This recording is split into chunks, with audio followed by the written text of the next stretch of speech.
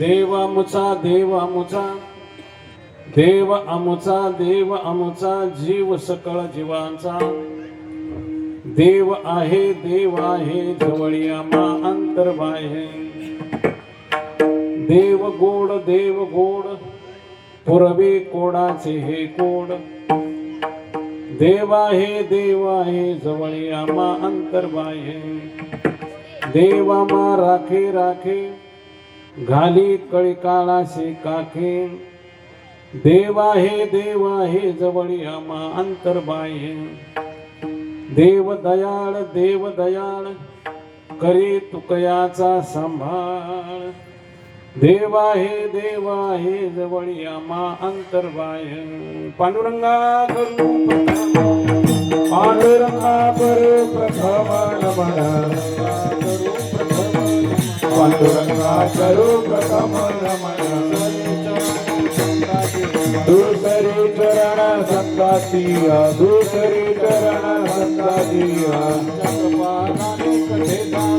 संचकृपादाने कथेचा विस्तार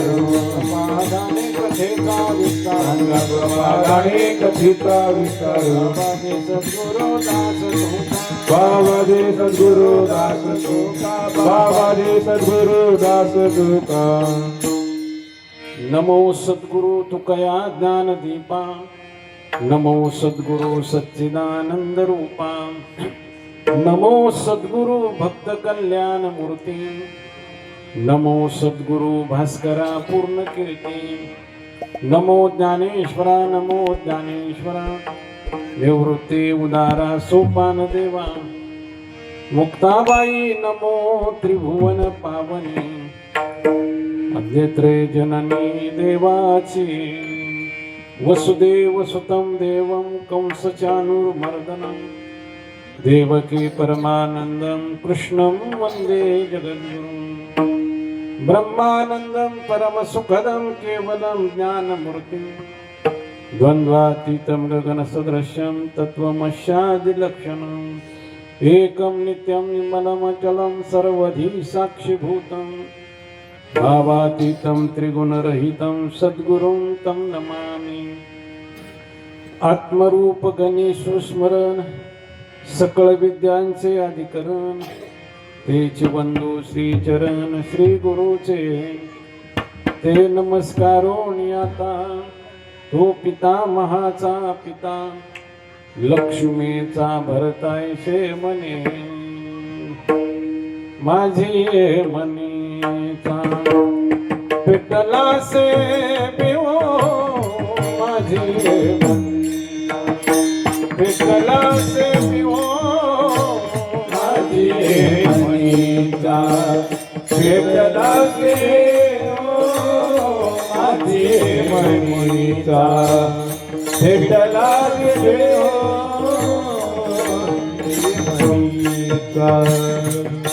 पाहुनिया देव पाहुनिया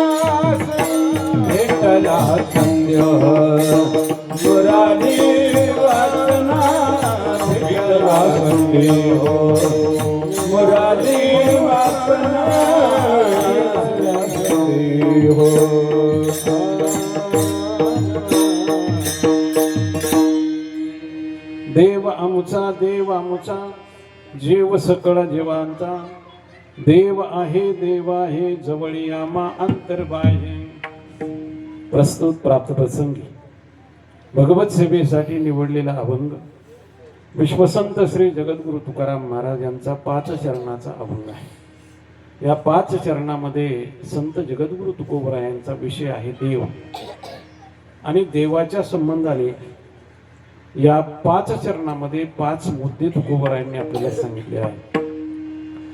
पहिल्या चरणामध्ये देवाने महाराजांनी आपल्याला देवाचा आणि आपला संबंध सांगितलेला आहे। देवाचा आणि आपला संबंध कसा असतो तो सांगितलेला आहे। दुसऱ्या चरणामध्ये देवाचं अस्तित्व सांगितलेलं आहे। तिसऱ्या चरणामध्ये देवाचं स्वरूप सांगितलेलं आहे, चौथ्या चरणामध्ये देवाचं कार्य सांगितलेलं आहे आणि पाचव्या चरणामध्ये देवाचा स्वभाव सांगितलेला आहे. असे 5 चरणामध्ये 5 मुद्दे तुकोबरायांनी या अभंगामध्ये मांडलेले आहेत. आपल्याला अभंगाचं चिंतन करायचं आहे. अभंगाचं चिंतन करण्या अगोदर अल्पसा परिहार, तो म्हणजे या ठिकाणी भगवान दत्तात्रय महाराजांच्या जन्मोत्सव सोहळ्याच्या निमित्ताने चालू असलेला अखंड हरिनाम सप्ताह वर्ष 39 वर्षापूर्वी या कार्याला आरंभ झालेला आहे आणि ज्यांनी हा आरंभ केला ते भाग्यवान पुरुष असतील. त्यांच्या प्रेरणेतून, त्यांच्या, मला नावं काही लहान दिसत नाही, पण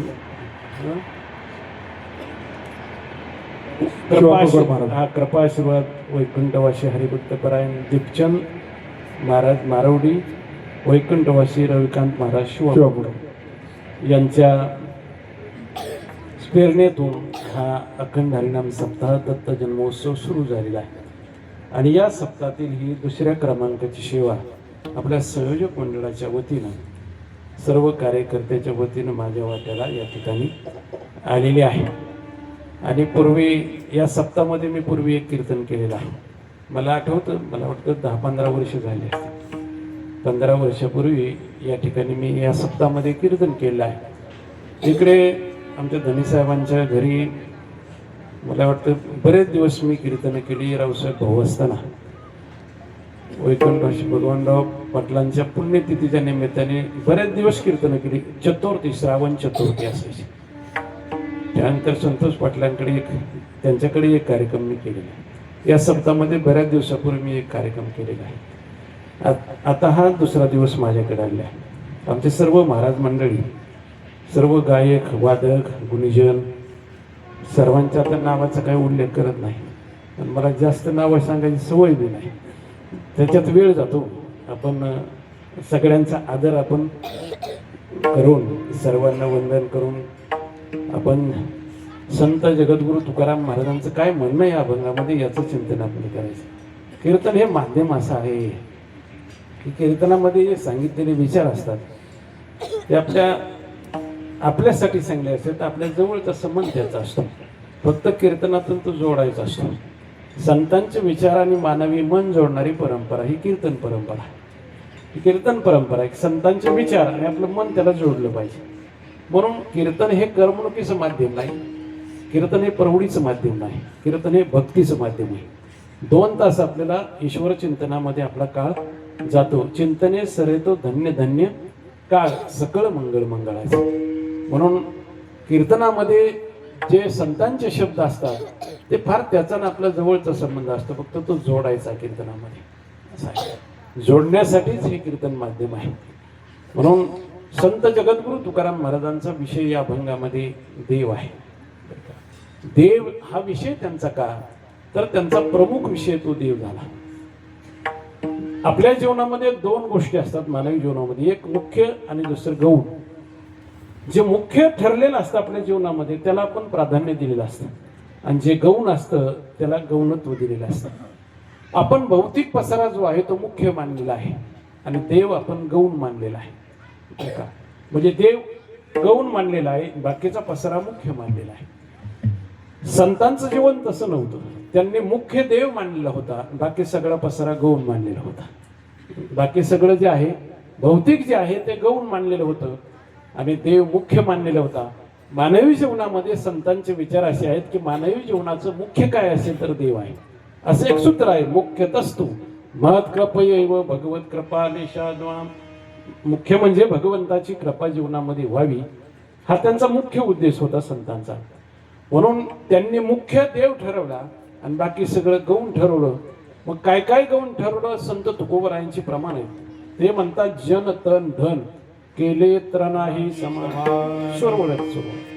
केले तर नाही समान. जन म्हणजे समाजाला त्यांनी एवढं महत्व दिलं नाही, तन म्हणजे स्वतःच्या शरीराला बी एवढं महत्व दिलं नाही, आणि धन म्हणजे पैशालाही त्यांनी एवढं महत्व दिलं नाही.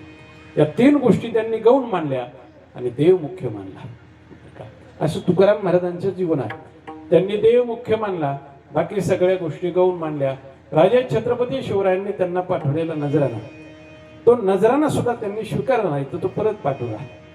ते नजराणा घेऊन सरदार आले. त्यावेळी त्यांनी सांगितलं, महाराज, राजा छत्रपती शिवरायांना संत तुकाराम महाराजांचे कीर्ती त्यांच्या कानावर गेली की पुणे प्रांतामध्ये देहू गाव आहे आणि देहू गावामध्ये फार मोठा साधू आहे की त्यांच्या कीर्तनाला लाखो लोक जमतात. तुकोबरायांच्या कीर्तनाला लाखावर लोक जमायचे. मग ही कीर्ती राजांच्या कानावर ज्यावेळी गेली त्यावेळी राजांनी असा साधू जर असेल आणि समाजाला जर परिवर्तन करत असेल असा संत महात्मा, तर त्यांचा आपण सन्मान केला पाहिजे, त्यांना आपण काय केलं पाहिजे, बळ दिलं पाहिजे.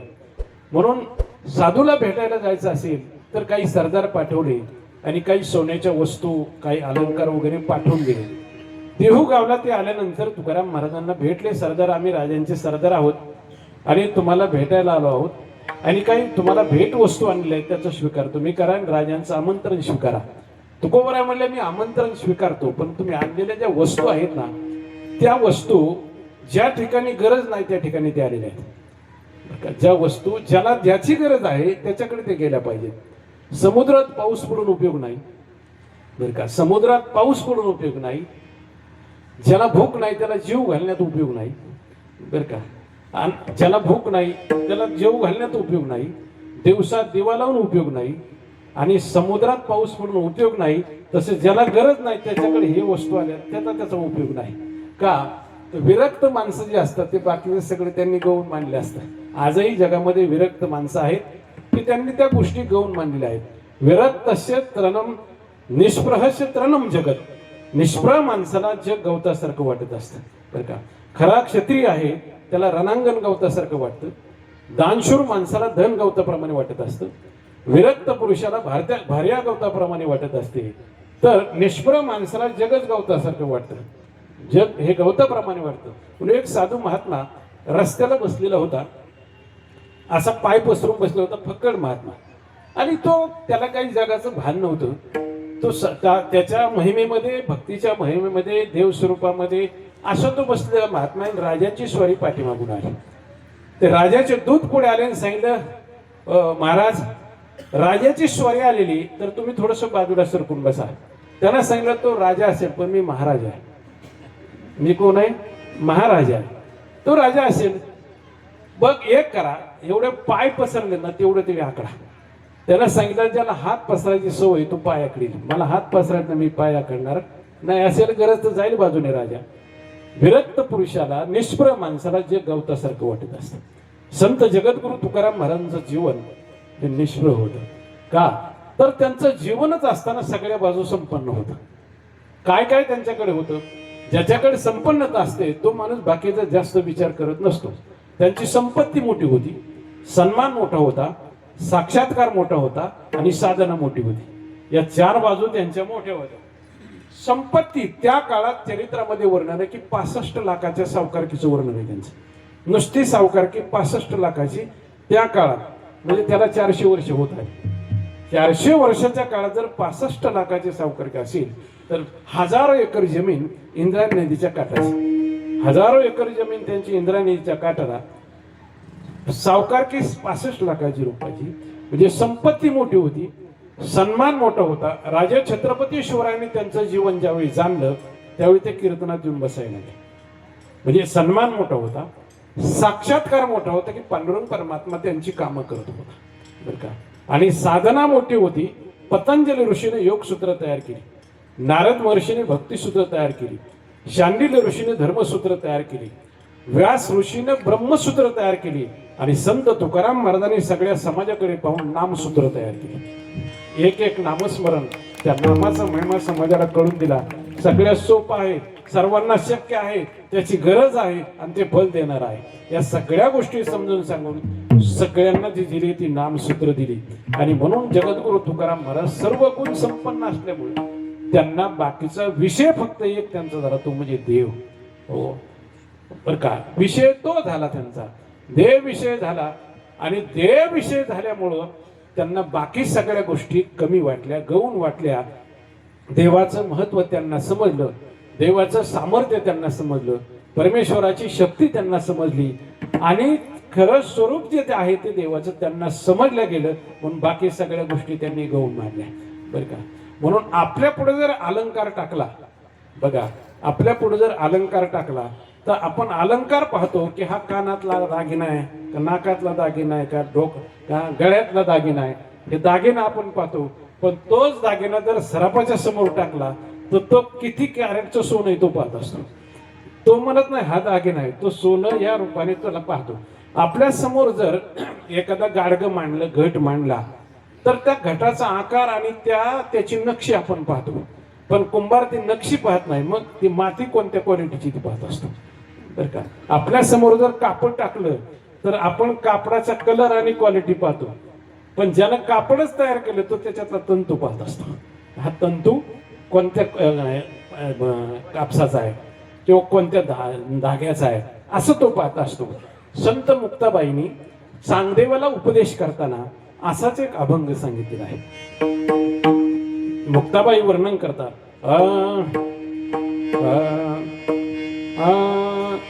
जगा माझी ब्रह्म दिसे उघडे, जगा माझी ब्रह्म दिसे उघडे, जगा माझी ब्रह्म दिसे उघडे, जगा माझी ब्रह्म दिसे उघडे.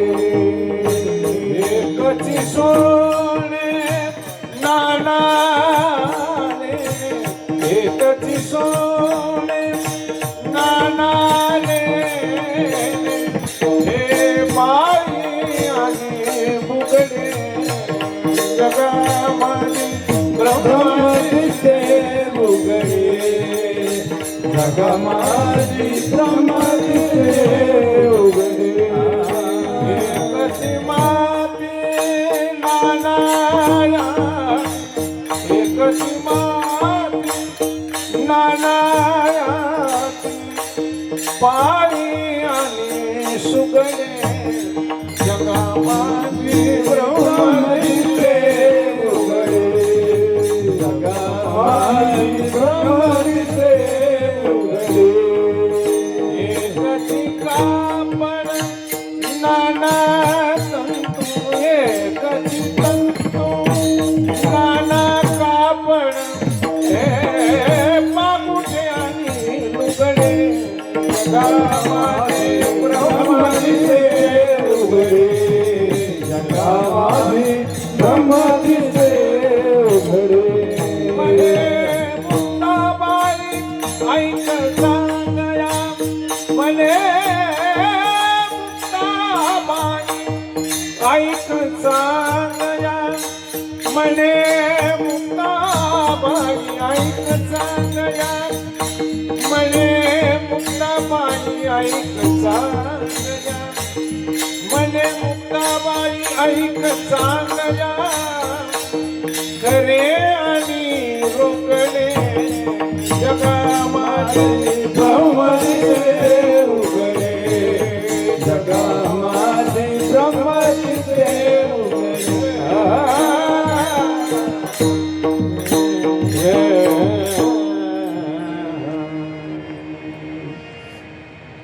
जगा माझी ब्रह्म दिशे उघडे. आपण चित्रपट पाहत असताना पूर्वी पडद्यावर चित्रपट पाहायचो.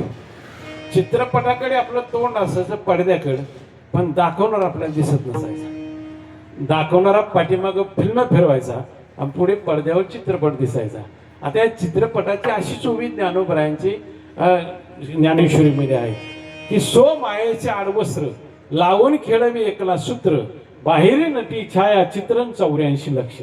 चित्रपट पाहताना पडद्यावर आपण चित्रपट पाहतो, दाखवणारा पाठीमागं बसलेला असतो. संतांनी चित्रपटात ते पाहत बसले नाही, तर दाखवणारा शोधत राहिले. हा चित्रपट दाखवणारा. मग जग जे आहे ते जगामध्ये महात्मा रमला नाही, तर जग ज्यानं निर्माण केलेलं आहे त्या परमात्म्याकडे त्याचं तोंड राहिलं. जग निर्मितीचा जो ज्यानं निर्माण केलंय, का मूलभूत ज्या गरजा आहेत ते माणसाला अजून तयार करता आले नाहीत आणि कधी येणारही नाही बरं का. ज्याच्यावर प्राणी जिवंत राहतो त्या सगळ्या मूलभूत गरजा परमेश्वराशिवाय या जगात कुणीच निर्माण करू शकत नाही. काय काय गरजा आहेत पहा. पृथ्वी, आप, तेज, वायू, आकाश, चंद्र, सूर्य, मेघ आणि समुद्र हे सगळी परमेश्वराची निर्मिती आहे.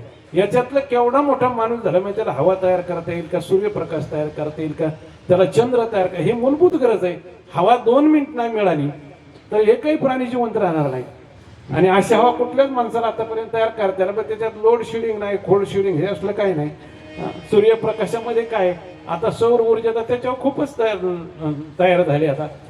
एवढी अफाट जी शक्ती आहे ती सगळी परमेश्वराची निर्मिती आहे. संत महात्म्यांनी तो मुख्य विषय त्याचा का मानला तर आपलं जीवन एकदम लहान आहे आणि ईश्वरी शक्ती जगात फार मोठी आहे, फार मोठी आहे. माणसाचं जीवन किती लहान आहे तर त्यांनी एक याचं भावगीत आहे बघा, देवा पुढे माणूस पाला पाचोळा,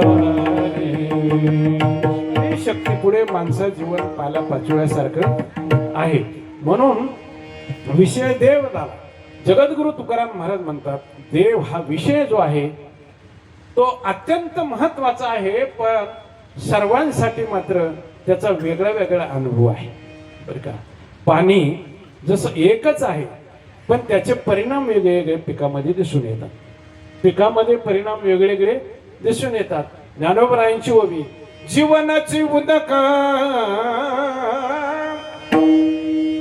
विशी होय मारका, मिर्या माझी तिका उशी गोड,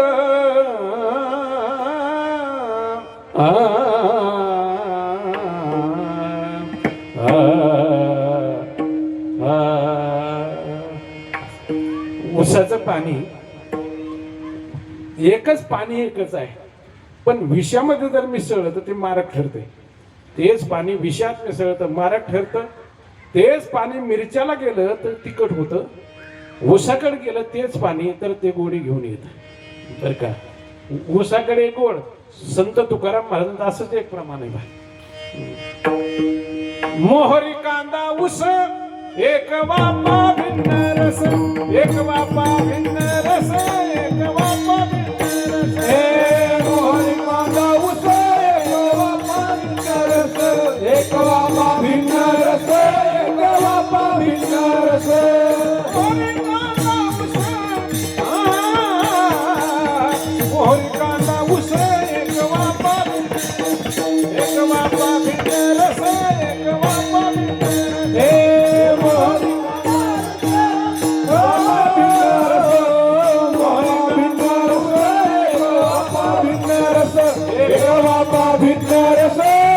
वापा भिन्न रस.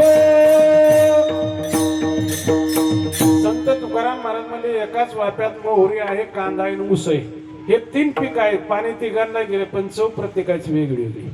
तसं देव सर्वांनाच आहे बरं का. जीवाचं जीवन म्हणजे देव आहे. तुकोबराय वर्णन करतात, जीवेच्या जीवना, जीवेच्या जीवना, देवीच्या जीवना, देवीच्या जीवना, कमने नारायणा, तू कमने नारायणा, देवीच्या जीवना, मज सोडवी दाना, हे तुका नारायणा, तुका नारायणा, मज सोडवी दातारा, दातारा, मज सोडवी दातारा.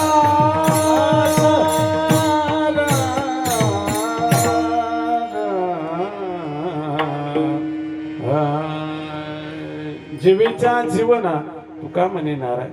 सगळ्या जीवाचं जीवन जे आहे तो भगवान परमात्मा आहे, देव आहे.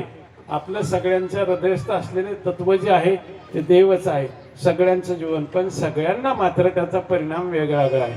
काही लोकांना देव कुठेच नाही, काही लोक देव मानायला तयार नाहीत, काही मानतच नाहीत. ते देव त्यांच्या दृष्टीने नाहीच.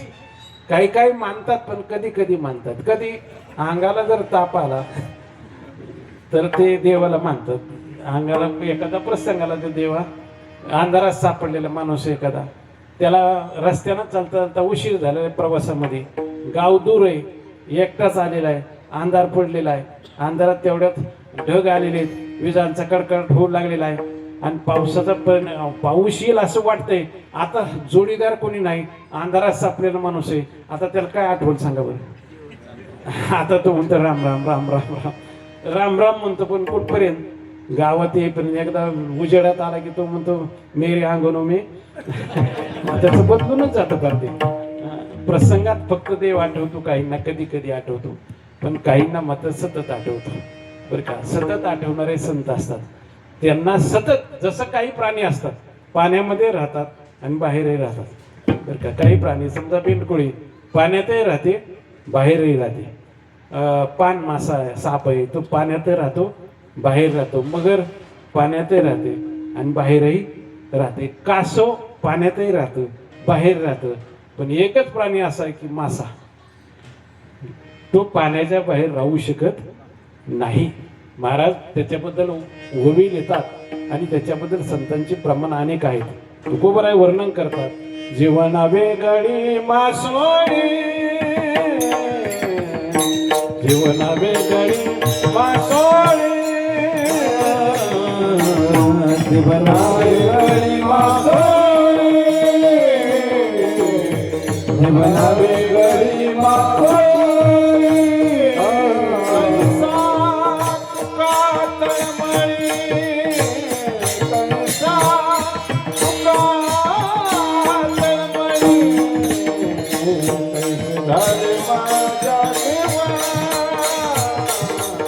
पैसे झाले माझ्या जीवा, तैसा तुका तैसा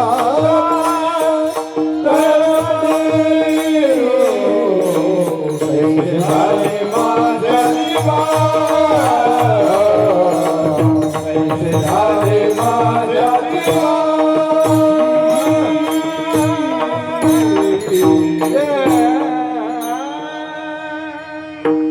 जीवना वेगळी मासोळी, तैसा तुका जीव जिती जीवना संगे, आणि मत्स्या मरण त्या वियोगे.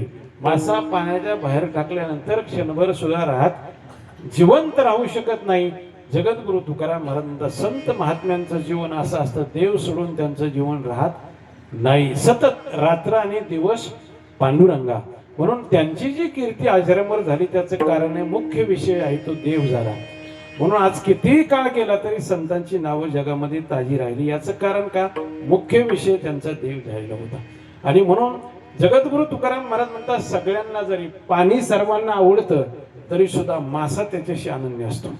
तसं देव सर्वांना जरी आवडत असेल पण देव खरा आमचा आहे असं पहिल्या चरणात. देव आमचा, देव आमचा, देव आमचा, देव आमचा, देव आमचा, देव आमचा, देव आमचा, देव आमचा, देव आमचा,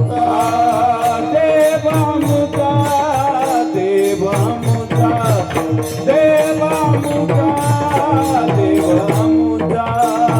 देव आमचा, देव आमचा, देव आमचा, जीव सकळ जीवाचा, जीव सकळ जीवाचा, जीव सकळ जीवाचा, जीव सकळ जीवाचा. देव आहे, देव आहे, देव आहे, देव आहे, जीव सकळ जीवाचा, जीव सकळ जीवाचा, जीव सकळ जीवाचा, जीव सकळ जीवाचा.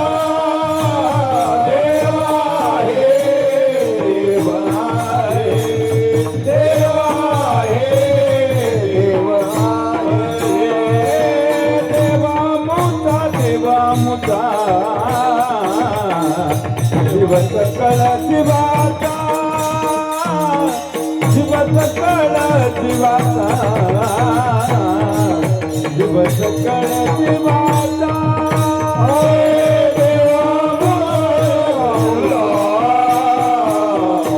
जीव सकळ जीव सकळ जीव सकळ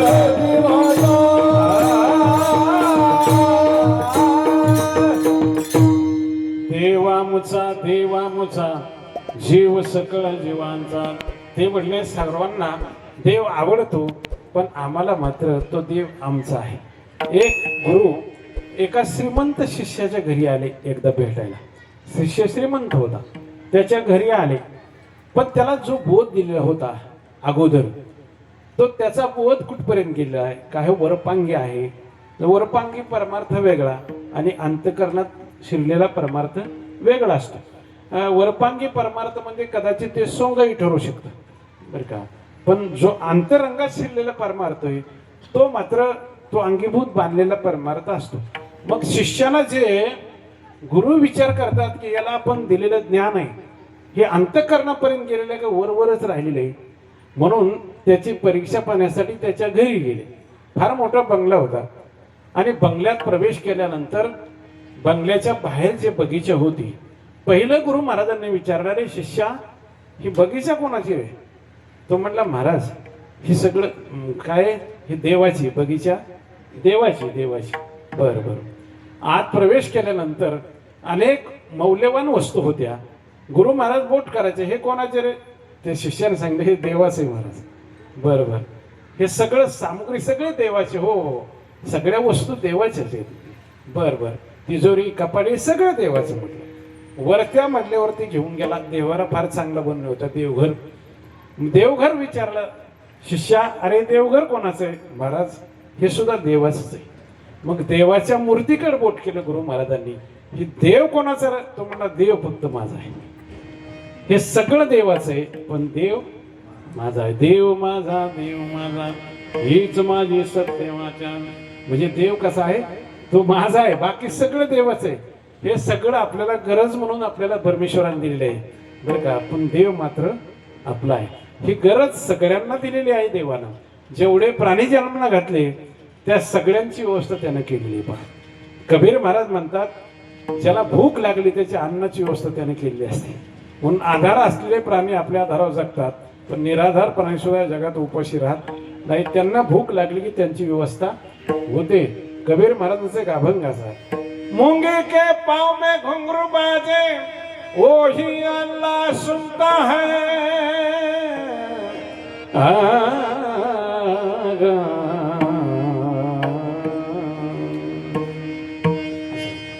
मुल्ला होकर भांग पुकारे वो क्या साहेब भैरा है.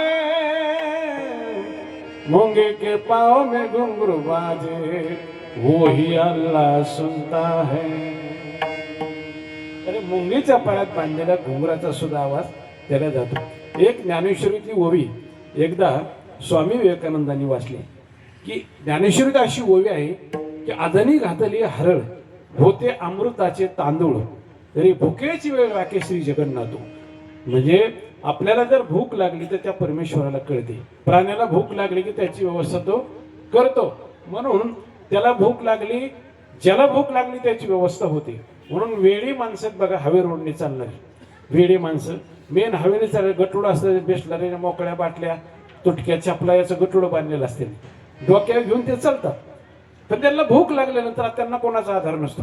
काही वेळेला महाराष्ट्रातली कर्नाटकात गेलेली आणि कर्नाटकातली ईडी महाराष्ट्रात आले, त्यांना भाषा कळत नाही काही नाही.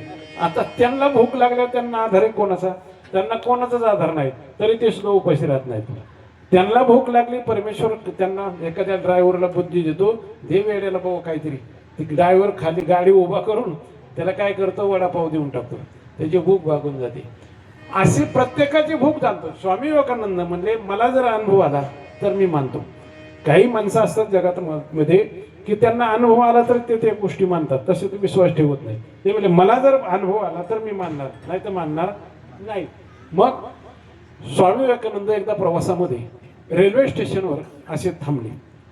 ज्या रेल्वे स्टेशनवर थांबले त्या रेल्वे स्टेशनवर कोणाचं ओळख नव्हती आणि 8-9चा टाइम 10 वाजले. बाकावर बसून राहिले पण पोटात भूक लागली. आता संन्यासी असला तरी पोटात भूक लागतेच ना. शरीर आहे, अन्नमय प्राण आहे आणि भूक लागल्यानंतर विचार करतात आता मला भूक लागली पण ओवी आठवली. म्हणजे ज्ञानेश्वर महाराजांची अशी ओवी की भुकेची वेळ राखे श्री जगन्नाथ. आता मला भूक लागली, आता कशी देवाला कळणार तर का. तेवढ्यामध्ये तिथं स्टेशनमध्येच एका व्यापाऱ्याच्या स्वप्नामध्ये देव गेला. भगवान गेले आणि सांगितलं उठ रे, तुझ्याकडे काय असेल अन्न ते घेऊन जा. स्टेशनवर स्वामी बसलेले त्यांना भूक लागलेली. तो व्यापारी जागा झाला पण परत झोपला. तो म्हटला हे स्वप्न काय, आता हे कोण स्वामी काय स्वप्न कधी असंच पडतं म्हणलं. कधी गोखलेलं पडतं, कधी कधीच न गोखलेलं पडतं. तर काहीचे स्वप्न खरी झाली असे प्रमाण आहे.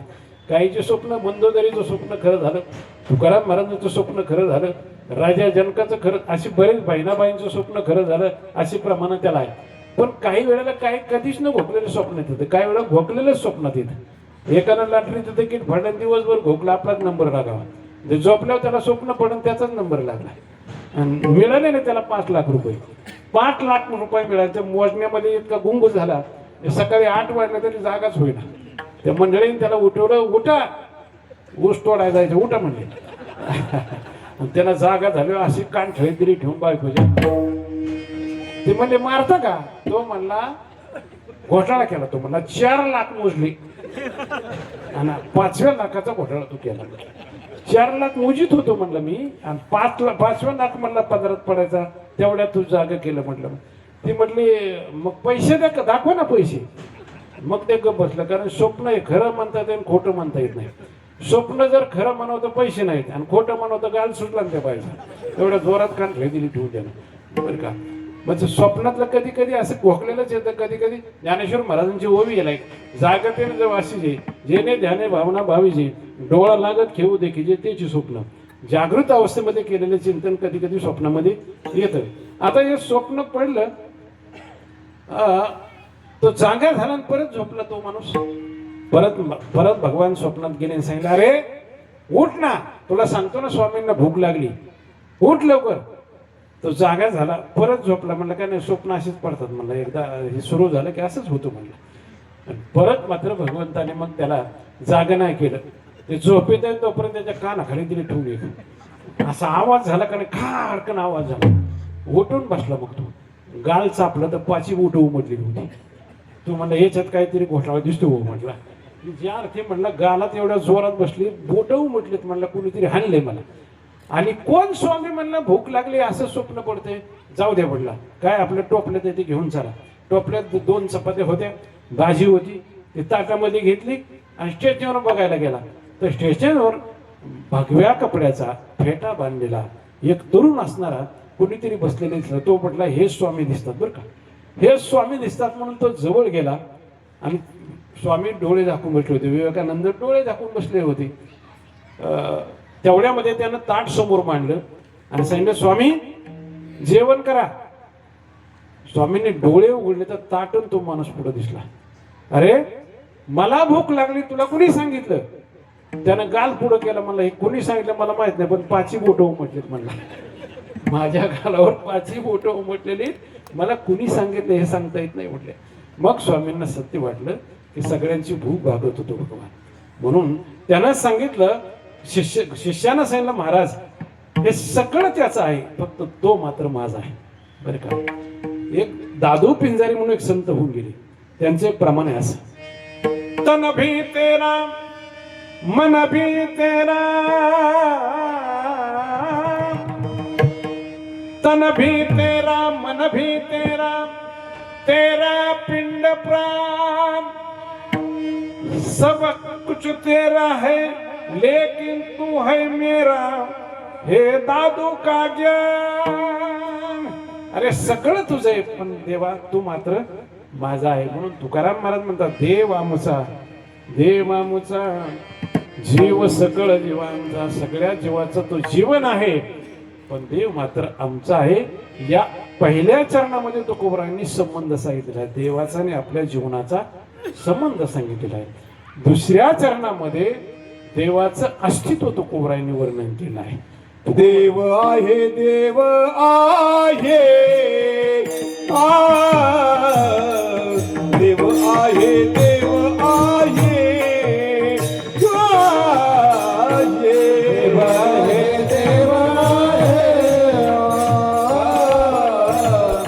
देव आहे देव आहे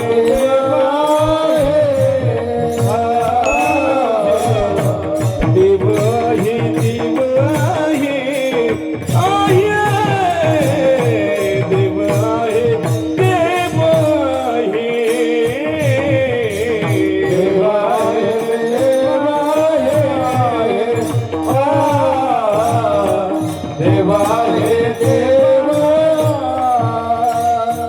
जवळी आम्हा अंतर्बाह्य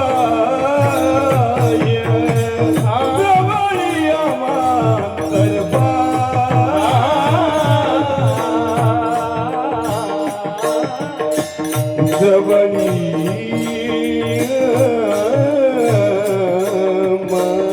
अंतर्बाह्य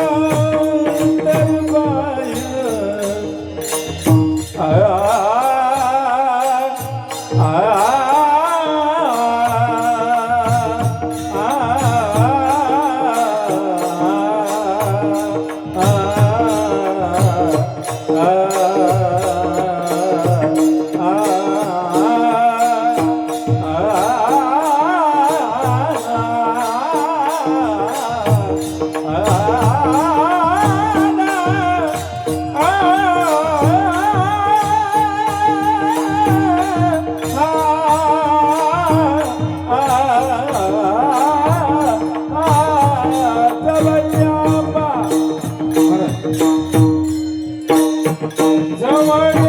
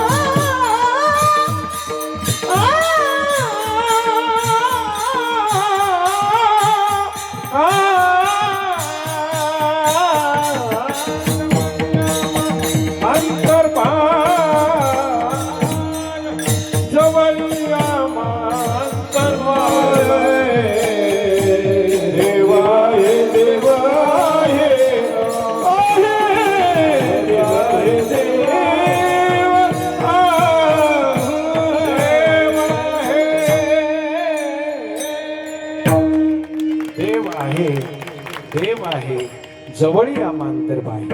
संत तुकाराम महाराज म्हणले देव आहे आमच्या जवळ आहे आणि तो सर्व अंतर्बाह्य आहे सगळ्या जगामध्ये. त्याला देशाची कालाची वस्तूची मर्यादा नाही. या कालामध्ये आहे त्या कालामध्ये असं नाही, या वस्तूमध्ये आहे त्या वस्तूमध्ये नाही असं नाही. आणि या देश काल आणि वस्तू याच्यात याची मर्यादा नाही. तो आहे, देव आहे, देव आहे. एका साधूला मठ बांधायचा होता म्हणून त्या काळामध्ये एका राजाकडे तो गेले साधू. म्हणले महाराज, राजेसाहेब मला मठ बांधायचा तर 30,000 रुपये मला द्या. त्या काळामध्ये ते राजा धार्मिक होता, विचारवान होता. त्यानं सांगितलं महाराज मी तुम्हाला 30 काय 60,000 रुपये देतो, फक्त मला काही प्रश्न जीवनामध्ये त्या प्रश्नाची फक्त मला उत्तर हवी, तुम्हाला पैसे देतो मी. राजा आणि साधू बसले. राजाला साधूने सांगितले ठीक आहे विचारा प्रश्न, माझ्या आटोक्यात असतील तर मी सांगतो, विचारा विचारा. त्यानं सांगितलं पहिला प्रश्न विचारला की तुमचा देव राहतो कुठे तेवढं सांगा. तुमचा देव आहे कुठे, तुमचा देव पाहतो कोणीकडे, तुमचा देव खातो काय आणि तुमचा देव करतो काय, असे 4 प्रश्न विचारले. पहिल्या प्रश्नाचं उत्तर देताना साधूनं सांगितलं तुमचा देव आहे कुठे, राहतो कुठे.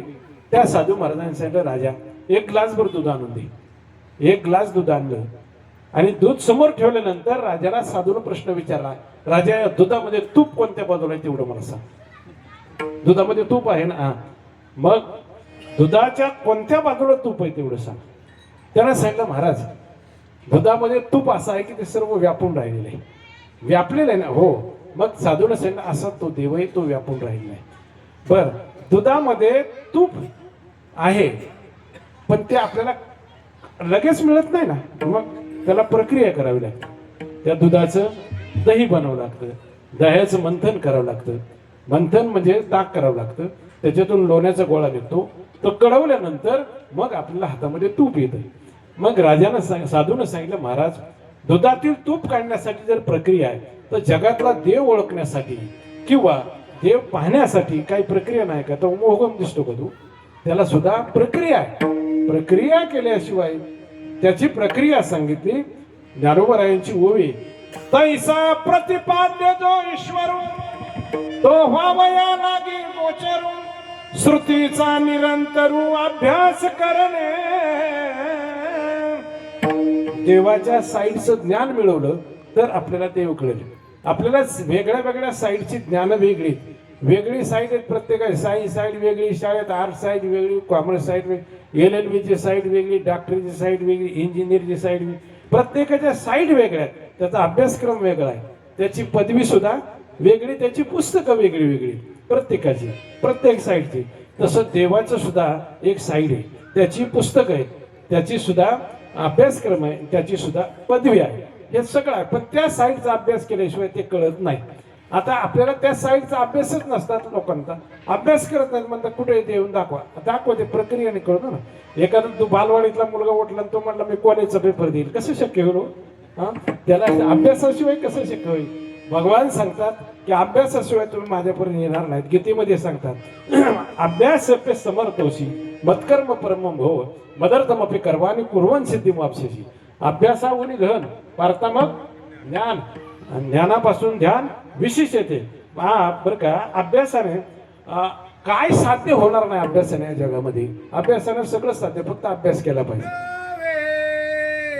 ऐसे काहे नहे आए घेड नहे, ऐसे काहे नहे आए घेड,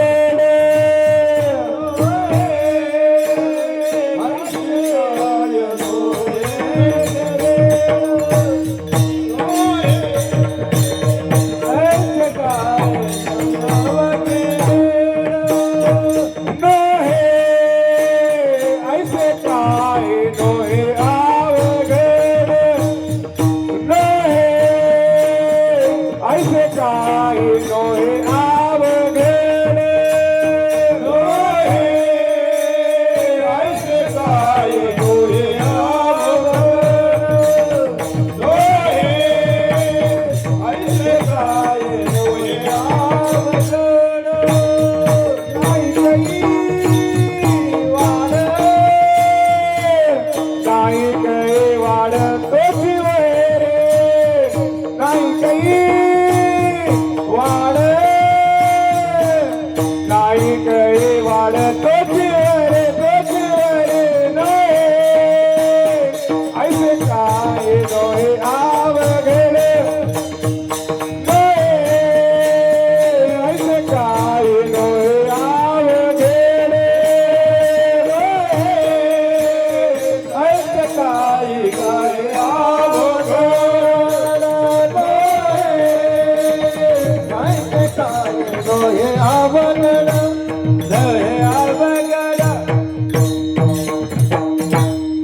केल्यानंतर या जगामध्ये अवघड काही नसतं.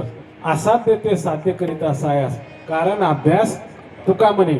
विष की आहारी पडे समुद्री पायवाट जोडे, एकी वाग्ब्रह्म थोकडे अभ्यास केले. अभ्यासाचे निबळे एका गती अंतराळे, व्याघ्र सर्प बांधवे एके केली. अभ्यासानं लोक चंद्रावर जातील, गेले चंद्रावर. आता ज्ञानोबरायांची ओवी, अभ्यासानं लोक चंद्रावर जातील. प्रयत्न केला तर पाण्यापासून वीज निर्माण होईल, झाली ना वीज निर्माण पाण्यापासून.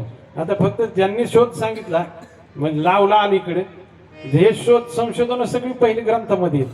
पण ज्या ज्ञानेश्वर महाराजांनी खरं प्रक्रिया सांगितलेली, पण त्यांचं नाव नाही, दुसऱ्याचं नाव आलं तिथं. म्हणजे स्कीम मंजूर करून एकाने आणि उद्घाटन दुसऱ्यानेच करून टाकलं. असं आहे. म्हणजे त्या ज्ञानेश्वर महाराजांनी उदकाचे आवेशे प्रगटले ते लखलखे दिसत आहे, विजो माझे असे सलील काय. हे पाण्याच्या घर्षणानं वीज निर्माण होईल बरं का. पृथ्वी गोल आहे, हे सगळं सूर्य पृथ्वीभोवती फिरतो, हे सगळं प्रक्रिया जी आहे ते ज्ञानेश्वरी ग्रंथामध्ये, ज्ञानेश्वरी ग्रंथाने विज्ञान सांगितलेलं आहे. तर इदंत ते गोयतमम प्रवक्ष्याने ज्ञानम विज्ञान सहितम यज्ञात्म मोक्षेश्वात. म्हणजे विज्ञानासहित ज्ञान सांगणारा हा ग्रंथ ज्ञानेश्वरी. म्हणून डॉक्टर विजय भटकर एकदा एका व्यासपीठावर साहेब आम्ही आलो, जे एका व्यासपीठावर मोठा कार्यक्रम होता, ज्यांनी संगणक तयार केला ते विजय भटकर आहेत. त्या विजय भटकरांनी सांगितलं की मला जर ज्ञानेश्वरी ग्रंथ मिळाला नसता तर मला संगणक तयार करता आला नसता. मला संगणक तयार करण्यासाठी ज्ञानेश्वरी ग्रंथाची मदत मिळाली बरं का. म्हणजे सगळं विज्ञान त्या ग्रंथामध्ये. अभ्यासाला काय शक्य होणार नाही, पण अभ्यास केला तर बरं का.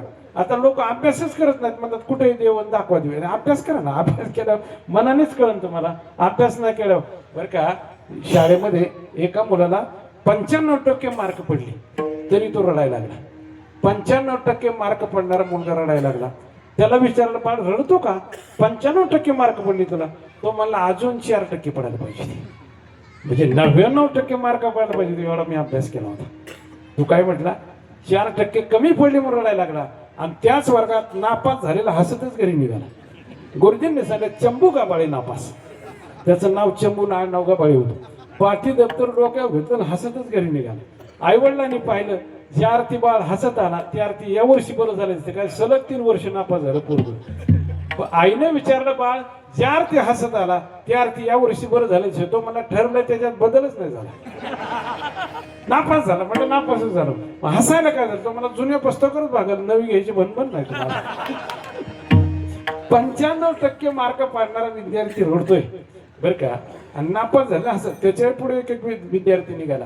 इन्स्पेक्शन घेण्यासाठी शाळेमध्ये साहेब आले आणि लहान वर्ग होता आणि सांगितलं, गुरुजी मला वेळ कमी, एकच प्रश्न विचारतो आणि लगेच जाणार आहे म्हणले मी. हुशार विद्यार्थी किती? गुरुजींनी सांगितले, साहेब 2 हुशार आहेत म्हणले, बाकी सगळं मेडचा जोर बरोबर आहे म्हणले. बस प्रयत्न करतोय पण ते काय उपयोग होईना म्हणले. 2 हुशार आहेत म्हणले. बरं बरं, मग एक प्रश्न विचारतो. वर्गात 1 नंबर ज्याला दिला त्याला साहेबांनी प्रश्न विचारला. लहान वर्ग होता. बाळ उठ रे, उभा राहिला. 6 पंचे किती? 6 पंचे? तो म्हणला 28. 28? साहेबांनी गुरुजींकडे पाहिले. गुरुजी हा विद्यार्थी 28 म्हणतो. ते म्हणले याचाच पहिला नंबर साहेब.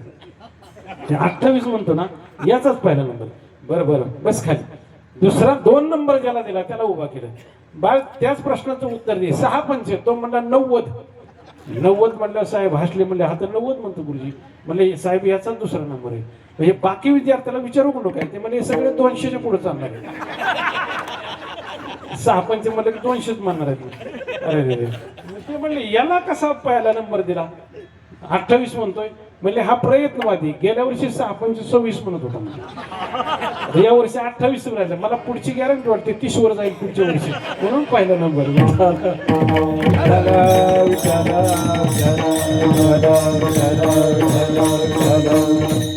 असं ईश्वर तत्वाच्या बाबतीमध्ये असे 28-30 वाले बरेच लोक होते. सभाच घ्यायचे, कोरोनापासून बंद झाले. देवच नाही, धर्मच नाही, ग्रंथच नाही, थोडं आता फार बंद झालं. ते फार बंद झालं. असं आहे, अभ्यासाशिवाय ते तत्व कळत नाही. संतांनी खूप जीवनभर अभ्यास केलेला आहे. म्हणून तुकोबराय सांगतात, देव आहे जवळिया मांतरमाही. साधूने सांगितलं, महाराज जसं दुधामध्ये तूप आपल्या हातात येण्यासाठी प्रक्रिया आहे, तसं देव त्या दुधामध्ये जसं तूप आहे तसं जगामध्ये परमात्मा आहे. त्याच्याशिवाय हे चालत नाही. बर, दुसरा प्रश्न विचारला होता, तुमचा देव पाहतो कुणीकडे? साधूने सांगितले, एक दिवा लावून आणा. दिवा लावून आणला, समोर मांडला. राजा, हा दिवा कोणाकडे पाहतोय? त्याला सांगितलं, सगळीकडे पाहतोय. असा देव सगळीकडे पाहतो. सर्वांचं कर्म त्याला कळतं, सगळ्या कर्माचं फल बरोबर त्यांना देऊन टाकतो. लक्ष्मीने एकदा विचारलं, सगळं जग देवा तुम्ही निर्माण केलं म्हणता, मग आंधळीन पांगळीन मुकेन भैरीन काही श्रीमंतन गरीबन असा भेद का झाला समाजामध्ये? त्यावेळी भगवंतानं सांगितलं, लक्ष्मी तसं नाही, मी देताना सगळ्यांना सगळं सारखं दिलेलं आहे. मी कोणाला कमी जास्त कधी देत नाही. मग हे त्याच्या त्याच्या कर्माचं फल असतं. जमीन तुमच्या नावावर दिलेली, 7 बारा तुमच्या नाव आहे. कोणतं पीक घ्यायचे तुमच्या हातात आहे ना. सूर्यानं प्रकाश दिलेला आहे, मग सूर्याचा दोष का त्याच्यामध्ये? हा, सूर्याच्या प्रकाशामध्ये वेगवेगळे काम आपण करतोय, पण त्याचा दोष का सूर्याचा का? म्हणले मी जे निर्माण केले ना ते मग कोणाला कमी जास्त देत नाही. हा गरीब माणूस म्हणजे त्याला हवा मिळाला नाही का, सूर्यप्रकाश मिळाला नाही, त्याला काय दिलं नाही. हा श्रीमंत आहे म्हणून याला जास्त देतो, गरीब म्हणून त्याला देत नाही, असं काही नाही. हे काही सबसिडी नाही माझ्याकडे. माझ्याकडे सरसकट सगळ्या प्राण्याला सारखं देतो मी, बरं का, सगळ्यांना सारखं देतो. म्हणजे सकळ जीवांचा करीतो सांभाळ. तुझं मोकलीला ऐशी नाही. गरीब माणूस म्हणजे त्याला हवा मिळाला नाही का, सूर्यप्रकाश मिळाला नाही, हे सगळं सगळ्यांना देतो. आमचा देव सगळीकडे पाहतो, असं साधूने सांगितलं. तिसरा प्रश्न आहे, तुमचा देव खातो काय? त्याला सांगितलं, आमचा देव फक्त अभिमान खातो. कोणाला जर या जगात अभिमान झाला तर त्याचा अभिमान आम्ही खाऊन टाकतो, असा आमचा देव आहे. तिळ मात्र जरी होय अभिमान, मेरुतो समार भारदेवा. बळाचा अभिमान भीमाला झाला होता, बरं का, रूपाचा अभिमान सत्यभामेला झाला. अशी पुराणामध्ये बहुतेक खूप उदाहरणं आहेत की देवापुढे या जगामध्ये अभिमान चालत नाही. म्हणून काही वेळेला माणसाला याच्यापेक्षा तो, त्याच्यापेक्षा तो, त्याच्यापेक्षा तो, अशा जगामध्ये बलवान. भीमाला शक्तीचा अभिमान झाला होता, तर भीमाच्या पुढे हनुमंतरायाला पाठवलं होतं. हनुमंतरायाने शेपटी रस्त्याला टाकली आणि वयोवृद्ध वानराचं रूप घेऊन थांबले. भीमदादा आला. भीमदादाने सांगितले, वानरा ही शेपटी बाजूला घे ना, मला स्नानाला जायचे. त्याला सांगितलं, माझं वय झाले. अरे दादा तूच शेपटी उचल म्हणजे, मला काही ती उचलत नाही. भीमदादानं पहिली त्या गदा होती, त्या गदेने ढकलाय गेला ती शेपटी. गदेला तर हल्लीच नाही आणि मग ती शेपटी हलत नाही. मग खाली वाकला भीमदादा आणि एका हातानं उचलण्याचा प्रयत्न केला. ते एक हातानं उचलला, दोन्ही हातानं प्रयत्न लावला, दोन्ही हातानं उचलला, बळ लावलं, पण शेपटी हलतच नाही. आणि मग भीमाने हात जोडला, म्हणून तू कोण आहे तेवढं सांग. मारुतीराय प्रगट झाले. सांगितलं, भीमा तुझ्यापेक्षा बलवान जगात खूप आहे, तू बलाचा अभिमान धारण करू नको. विठाला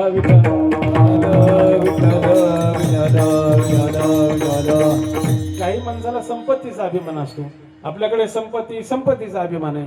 हे 8 बोटामध्ये 8 अंगठ्या घातलेला माणूस भाजी मार्केटमध्ये गेला. या बोटात, या 4 बोटात अंगठ्या, या 4 बोटात अंगठ्या, आणि गळ्यात बी भलं त्याने घातलेलं सोनं होतं. गेला तो भाजी मार्केटमध्ये आणि वांगे विकणारी म्हातारी बसली होती. आणि मग त्या मावशीला विचारलं, वांगे कसे किलो आहेत, बटाटे कसे किलो आहेत? बोट पुढं करायचं ते वांगे आणि बटाटे. त्या म्हातारीने लक्षात आलं, ती रोज वांगे विकणारी होती. तिनं विचार केला की हा याला काहीच घ्यायचं नाही, अंगठ्याचं प्रदर्शन मांडलंय समोर, अंगठ्या दाखवतोय. ती रोजची हुशार मावशी होती, ती उठली आणि तिनं काय केलं, पायानं दाखवलं, वांगे 40 रुपये, बटाटे 60 रुपये असं दाखवलं. त्यानं त्या पायाकडे पाहिलं तर त्या म्हातारीच्या पायामध्ये सोन्याचं तोड होतं.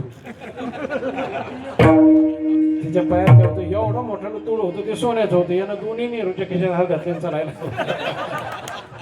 अरे एकापेक्षा एक जगामध्ये माणसं सदन आणि श्रीमंत असतात. संपत्तीचा अभिमान कामाला येत नाही, बलाचा अभिमान कामाला येत नाही. देव अभिमान खातो, असं त्या साधूनं राजाला सांगितलं. तुमचा देव करतो काय? मग सांगितलं, हे करतो आमचा देव. काय करतो म्हणजे, राजा तू वरती बसलेला आहे, मी उभा राहिलेलो आहे खाली, तर मला तिथं वरती बसव आणि तू इथं उभा राहून मला विचार, मग मी तुला सांगतो.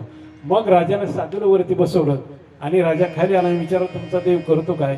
म्हणजे आमचा देव हेच करतो, वरच्याला खाली घेतो, खालच्याला वर घेऊन जातो. म्हणजे वर गेला अभिमान झाला त्याला खाली घेतो, खालच्याला वर घेऊन जातो. असा आमचा देव करतो. म्हणजे बरोबर अशा प्रश्न साधून सगळ्या प्रश्नाची उत्तरं दिली. राजानं भरपूर पैसे साधू महाराजांनी दिले आणि सगळ्या प्रश्नांची उत्तर मिळाली. देव आहे, देव आहे, जवळ या अंतर बाहे, तो जवळ आहे आत आहे आणि बाहेर आत हरी बाहेर हरी हरीने घरी कोंडिली. म्हणून या चरणामध्ये तुकोबारायांनी देवाचं अस्तित्व सांगितलेलं आहे. तिसऱ्या चरणामध्ये देवाचं स्वरूप सांगितलेलं आहे. महाराज वर्णन करतात, देव गोड देव गोड देव गोड देव गोड गोड देव गोड देव गोड देव गोड देव गोड देव गोड देव गोड देव गोड देव गोड देव गोड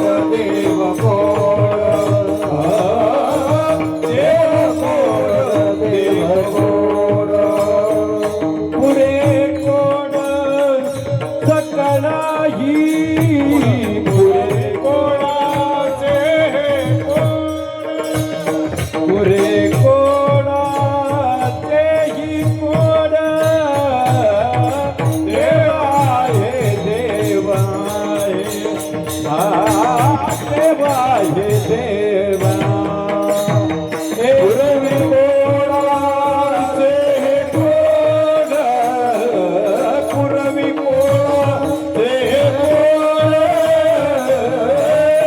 देवाये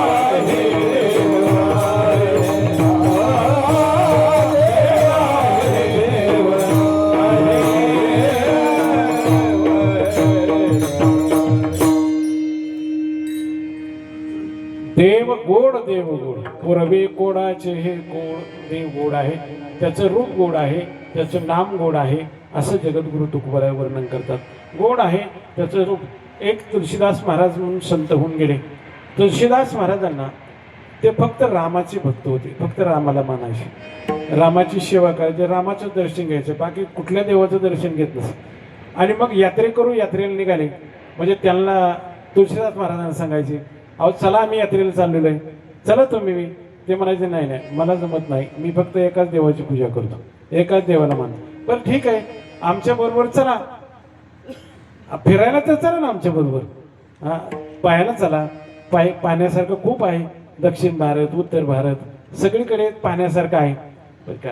तिकडे मोठाले मंदिर आहेत, इकडे पर्वत दर्या हे सगळं पाहायला मिळतं, हिमालय पाहायला मिळतो, चला. तुळशीदास महाराज म्हणले मी येतो पण कुठल्या देवाच्या दर्शनाला जाणार नाही. मग चला तुमच्या सामानापाशी राहील म्हणले. बरं ठीक आहे. तुळशीदास महाराज यात्रेकरू बरोबर गेले. वृंदावनला गेल्यानंतर त्या दिवशी यात्रेकरू सगळे भगवान कृष्ण परमात्म्याच्या दर्शनासाठी गेले बरं का. आता तिथं वृंदावनामध्ये प्रेम मंदिर आता एक सुंदर मंदिर झालं, जवळजवळ 4-5 हजार कोटीचं बजेट आहे त्याचं, फार मोठं आहे, फार मोठं मंदिर आहे, झालेलं आहे. आता सगळं कृष्ण लीला त्याच्यामध्ये दाखवलेलं आहे आणि तुम्ही गेले असेल ते तुम्हाला पाहायला मिळालं असेल बरं का. आम्ही तिथं सप्तास केलेलं आहे, मी सगळ्या धामावर सप्त केले, बऱ्याच लोकांना पाहायला मिळालं. आणि कधी आमचं गाव सोडून न गेलेली माणसुद्धा 4 धाम करून आले, असं पाहिलं ते. आणि अत्यंत सुंदर रूप त्या दिवशी सजावट केलेली आहे देवाच्या. अशी सुंदर मूर्ती दिसते तर आमच्या राशीला आल्यानंतर तुम्ही कधी बघा मंदिरात दर्शन जाऊन देवीची अशी पूजा केली असते आणि असं ते दिसतं सुंदर का नाही, असं आकर्षण घेतं. सद्गुरू गोदड महाराजांच्या मंदिरात जाऊन कधी बघा करत होतात, पाहिल्यानंतर असं आकर्षण दिसतं. जसं दत्तात्रय महाराजांकडे पाहिले की आपल्याला आकर्षण निर्माण झालं पाहिजे, हा भाव आपल्या अंतःकरणात निर्माण झाला पाहिजे, प्रत्यक्ष देव आपल्याबरोबर बोलतोय काय असा भाव निर्माण होतो बरं का. मग ती इतकी सुंदर मूर्ती पाहिली ते यात्रेकरून सांगितलं, महाराज काय देवाचं सुंदर रूप आहे आणि तुम्ही खुशाल दर्शन घेत नाहीत. ते म्हणले रामाचं सोडून नाही. मग ते म्हणले मग अहो बात तर बघायला तर चला ना लांब. ते म्हणजे येतो लांबून पाहतो म्हणजे.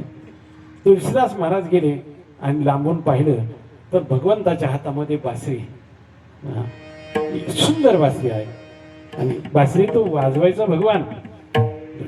तो हे मुरले के नाद रे मै तो राधा देवानी, असं मुरली वाजवायची बरं का.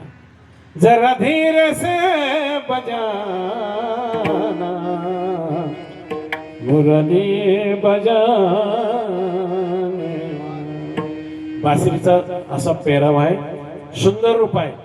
लांबून तुळशीदास महाराजांनी पाहिलं, अरे रे काय सुंदर बासरी आहे, पण देवा तू जर तुझ्या हातात धनुष्य मला दिसलं असतं ना तर पटकन डोकं ठेवलं असतं तुझ्या पाया. प्रकार असा झाला, पटकन बासरी खाली पडली आणि हातामध्ये धनुष्य आलं. तुळशीदास महाराज पळत गेले आणि भगवंताच्या पाया पडले आणि म्हणले फार गोड आहे म्हणजे हे सगळे. देव गोड, देव गोड, पुरवे कोडाचे कोड. आपली इच्छा जशी असेल तसं तो परमात्मा होतो, फक्त आपला भाव पाहिजे, आपली श्रद्धा पाहिजे. श्रद्धावान लभते ज्ञानम तत्प्रसयतेंद्रिया. श्रद्धेचा हा विभाग असतो आणि भावनेचा हा भाग आहे. म्हणून जगद्गुरु तुकोबराय म्हणतात, असा अनुभव आपल्या जीवनामध्ये येतो. संत महात्म्यांनी अंदाजन मोगम काही सांगितलेलं नाही बघा. एकही गोष्ट अंदाजन मोगम, जसं कोरोनामध्ये अंदाजे सांगितल्यामुळे इंजेक्शन दिल्यामुळे बरीच माणसं मेली बरं का. अंदाजेपणा जो असतो ना तो मारण्याचं कारण ठरतो बरं का. अंदाजे कृती, अंदाजे बोलणं, अंदाजे उपाय, अंदाजे लिखाण हे सामाजिक हानी करून वैयक्तिक हानी करत असतात बरं का. अंदाजे काही नसावं, संतांनी अंदाजे काही सांगितलेलं नाही. अंदाजे उपाय केला हानिकारक झाला हो. त्याच्यामध्ये बरीच माणसं गेली. काय माणसं म्हणायची हे नका देऊ हे इंजेक्शन, ते म्हणायचे त्याच्याशिवाय तुम्ही नीट होणार नाही. आमचे साडू गेले, आमचे साडू म्हणजे रेमडेसिवीर इंजेक्शन देऊ नका म्हणजे एक इंजेक्शन दिले, मी मरता मरता वाचलो, मला खूप त्रास होतोय. ते म्हणजे त्याच्याशिवाय तुम्ही नीट होणार नाही. दुसरे इंजेक्शनच गेले ते, दुसरे इंजेक्शन दिले गेले. अंदाजे उपाय जे असतात ना ते फार हानिकारक ठरतात. पूर्वीचा काळ एखादा बैल आजारी पडला, बैल आजारी पडल्यानंतर तो म्हणला शेजाऱ्याला चालला विचार, अरे माझा बैल आजारी पडला, तो म्हणला माझा सुद्धा असंच पडला होता मला. मग तुला काय उपाय केला? माझा जो उपाय तो तुला सांगतो म्हणला, तेल उकळून पाच म्हणला बैलाला, माझ्या बैलाला पाजलं होतं म्हणलं. आणि हा घरी गेला, भोळा जरा होता, उकळलं तेल पाजलं बैलाला, मेला ना बैल त्याच्यात एकटा मेला. तो त्याला म्हणला ही काय सांगण्याची पद्धत झाली का? बैल मेला ना माझा. तो म्हणला माझा तर कुठे जगला होता, माझा मेलाच होता म्हणला. याने याचा मारून त्याचा मारला. असा अंदाजे, अंदाजे उपाय, अंदाजे बोलणं, अंदाजे कृती, अंदाजे लिखाण हे हानिकारक ठरतो. काही माणसं एखाद्या पुस्तक लिहितात, पुस्तकाचं प्रकाशन 9 वाजता होतं बरं का, आणि एखादा कोणतरी वाचतो त्याला घरी जाऊन ठोकतो आणि तो ते पुस्तकं फाडून टाकतो आणि मग त्याचं प्रकाशन 9 वाजता आणि फाडला 11 वाजता मार्क होऊन. का कोणावर तरी लिहिलेलं होतं ते टीकात्मक. काही वेळेला असं होतं अंदाजे लिखाण, अंदाजे बोलणं, अंदाजे कृती, म्हणजे अंदाजे. आता ते केंद्रबिंदू सांगतात ते अंदाजेच आहे ना. केंद्रबिंदू, मग केंद्रबिंदू कळायला आदल्या दिवशी काय नाही सांगत माणसं, हे अंदाजेच मोगमच आहे. मग भूकंप होऊन गेला आणि माणसं मेली, 50-50 हजार माणसं मेली. दुसऱ्या दिवशी टीव्हीला आणि पेपरला केंद्रबिंदू सोडून दुसरं काहीच नाही हो. इतक्या स्केलचा केंद्रबिंदू. मग आदल्या दिवशी कुठे घेतो तुम्ही? माणसं मेली मग ते केंद्रबिंदू सांगण्यात काय अर्थ आहे का? पंचांग शास्त्र बघा बरं, पंचांग उद्या उलगडा आणि त्याच्यामध्ये पुढच्या वर्षी चंद्राला कधी ग्रहण आहे ते दिलेले, चित्रसहित दिलेले, चित्रसहित आहे बरं का. चित्रासहित चंद्राचं ग्रहण त्याच्यात दिलेलं आहे पंचांगामध्ये. 1 सेकंदाचा फरक होत नाही. हजारो किलोमीटर चंद्र असेल पण त्या चंद्राला किती वाजता ग्रहण लागणार आहे, किती वाजता स्पर्श आहे, किती वाजता मध्य, किती वाजता मोक्ष आहे, ते त्याचप्रमाणे ते चंद्राला ग्रहण लागतं की अगोदर सामान्य सांगितलेलं असतं. केंद्रबिंदू भूकंप झाल्यावर सांगतात, माणसं मेली केंद्र. फायदा काय झाला हो त्याचा? आजोबाच्या ताटात नातू जेवायला बसायचं असं उदाहरण आहे. आजोबाच्या ताटात नातू जेवायला बसायचं. ते जेवता जेवता ते पोरग 2-3 वेळा ओरडलं पण म्हाताऱ्याला मौन होतं. ते कडक नेम होता, जेवताना बोलत नव्हतं. जेवताना म्हातारा बोलत नव्हतं. 2-3 वेळा ओरडलं ते पोरग, आजोबा आजोबा थांबा. म्हाताऱ्यानं तोंडाला बोट लावायचं, बोलत नाही. जेवण झालं, हात धुतला आणि नंतर आजोबाने सांगितलं, ए कार्ट्या माझ्या ताटात जेवायला बसला, तुला माझा कडक नेम माहित नाही का, जेवताना मी बोलत नाही का? ओरडला. तो म्हणला आजोबा आता सांगून काय फायदा नाही का, आमटी जुराळ पडलं होतं. ते गेलं पोटात तुमच्या. आता पोटात जवळ गेल्यानंतर सांगून फायदा काय त्याचा? माणसं मेली आणि केंद्रबिंदूला हे अंदाजच झालं.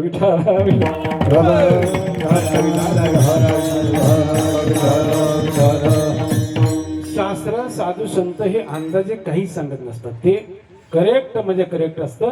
ते मोहगम काय बोललेलं नसतं. संत तुकाराम महाराज म्हणतात, देव गोड देव गोड, पूर्वे कोडाचे हे कोड, देव आम्हा राखे राखे, घाले कळी काळाशी काके. देव आमचं रक्षण करतो आणि कळी काळाला तो काकेमध्ये घालतो. जगद्गुरु तुकोबारांतात असा जो भगवान परमात्मा आहे तो दयाळू आहे. 4थ्या चरणामध्ये त्याचं कार्य सांगितलं आणि 5व्या चरणामध्ये त्याचं दयाळुत्व सांगितलं, स्वभाव सांगितला. देव दयाळ देव दयाळ देव दयाळ देव दयाळ दयाळ देव दयाळ देव दयाळ देव दयाळ देव दयाळ देव दयाळ देव दयाळ देव दयाळ देव दयाळ देव दयाळ करी तुकयाचा सांभाळ करी तुकयाचा सांभाळ देवा हे देवा हे देवा करी तुकयाचा सांभाळ करी तुकयाचा सांभाळ देवा हे देवा देवा हे देवा जवळयामा अंतर्पाय जवळयामा अंतर्पाय देव आहे देव आहे देव आहे देव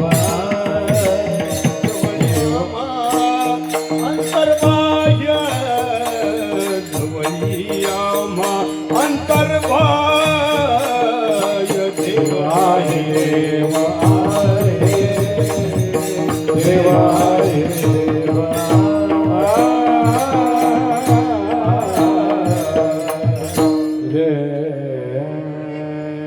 अभंगाचा सरळ अर्थ झाला. सगळी भजन आता एकदाच घेऊ.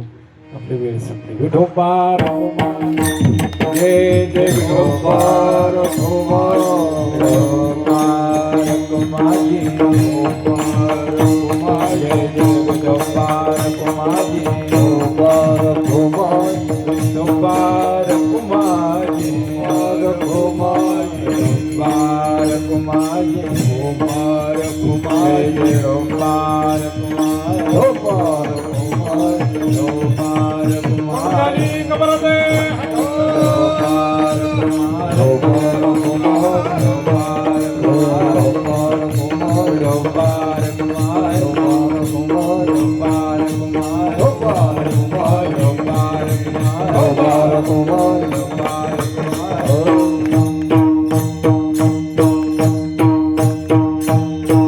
ज्ञानेश्वर मावली ज्ञानराज मावली ज्ञानेश्वर मावली ज्ञानराज मावली ज्ञानेश्वर मावली ज्ञानराज मावली ज्ञानेश्वर मावली ज्ञानराज मावली ज्ञानेश्वर मावली ज्ञानेश्वर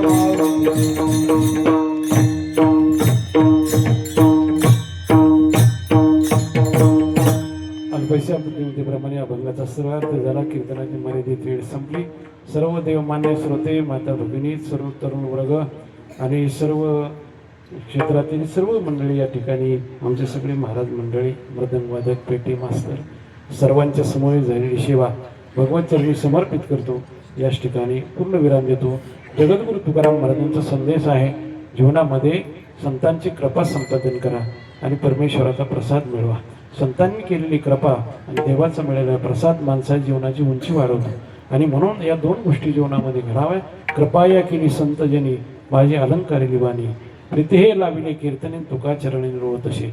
कृष्ण नव्हे भोगी, शंकर नव्हे जोगी, तुका पांडुरंग हा प्रसाद लागला. असा हा प्रसाद भगवंताचा प्राप्त व्हावा आणि म्हणून संतांचे विचार आपल्या मनापर्यंत जावेत. संतांचे विचार आपल्या मनापर्यंत गेले तर आपलं जीवन आपल्याला कळलं जातं आणि आपल्याकडून जीवनातील तंतोतंत असणारे मानवी जीवनातील जी कर्तव्य आहेत ते पार पाडले जातात आणि याला सहवास, संगती आणि संतांची कृपा ही आपल्या जीवनामध्ये प्राप्त व्हावी हीच परमेश्वरचरणी या ठिकाणी प्रार्थना करतो आणि याच ठिकाणी शिवला पूर्ण विराम देतो. चाल घ्यायची का? पारेवाडीकर, पारेवाडी माऊली महाराज, पांडुरंग महाराज, बाळासाहेब महाराज, सलगर.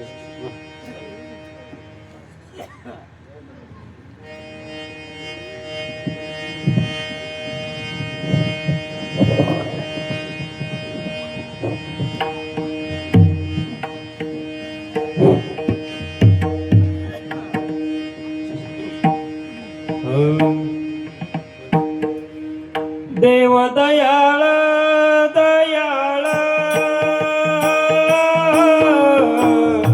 देव दयाळ दयाळ आ दयाळ देव दयाळ देव दयाळ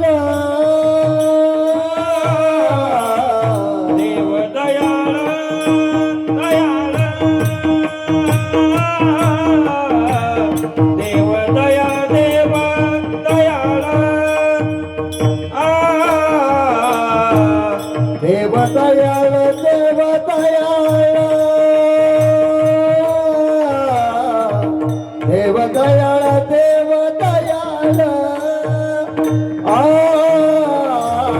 हरी तुका याचा सांभाळ हरी तुका याचा सांभाळ देव आहे देव आहे देव आहे देव आहे घरी तुकायाचा संभाळ घरी तुकायाचा संभाळ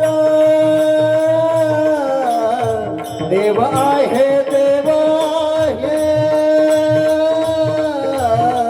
देव आहे देव आहे देव दया देव दयाळ आ देव दया देव दयाळ देव दया देव दयाळ देव दया देव दया देव दया देव दयाळ हरी तुकयाचा सांभाळ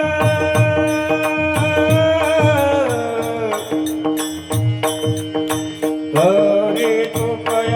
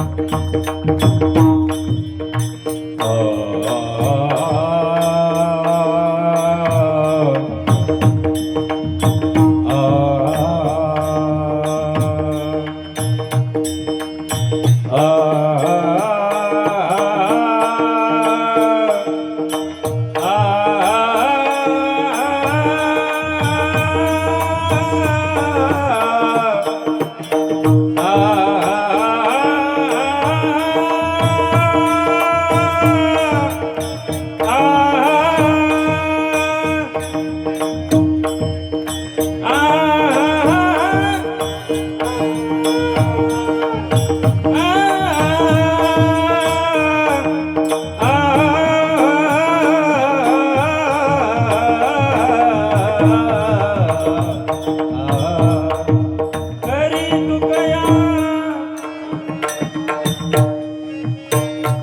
घरी तुकयाचा संभाळ